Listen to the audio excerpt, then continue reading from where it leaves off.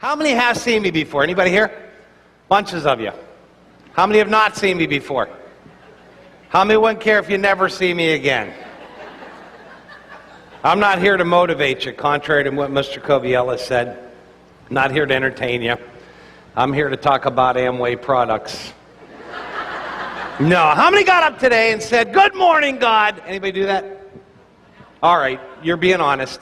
How many got up and said, "Good God, morning"? You did, right? That's the whole message today.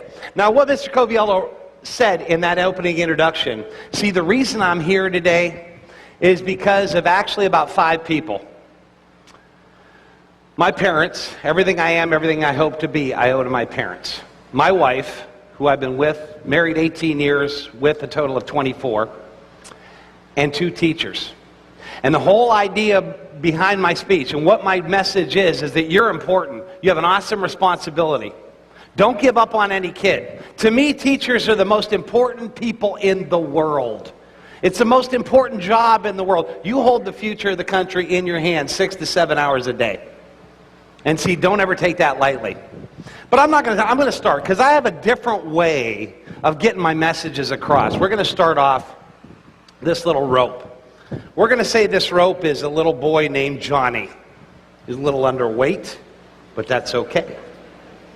Now, Johnny is born, and the doctor comes out and tells his parents, Johnny is never going to be able to walk or talk or count to 10. Now, think about that. Your kid is just born, not going to be able to walk or talk or count to 10. Now, what does this do to the hopes, the dreams, and the aspirations that Johnny's parents have for him? Doesn't it cut at their heart like these scissors cut at that rope? Well, Johnny makes it somehow to school age. And then the teacher says, you know, this kid's a little maniac. He's running around. He's not keeping up with everybody else. He's mouthy.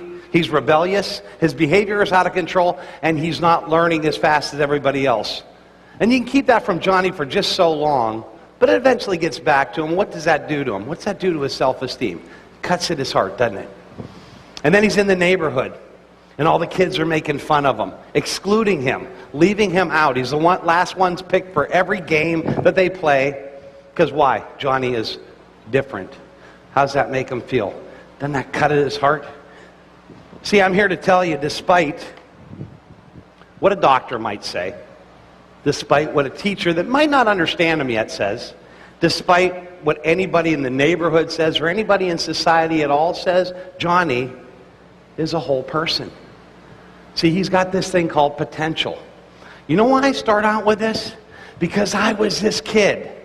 Oh, I could walk, I could talk, or I could count to 10. But I was this kid in a lot of ways. I have this thing, as Mr. Piccirillo told you, called Tourette syndrome. How many think I'm going to swear at you? That's first thing everybody thinks. I don't swear unless you don't pay attention, and then I really start cussing. All right.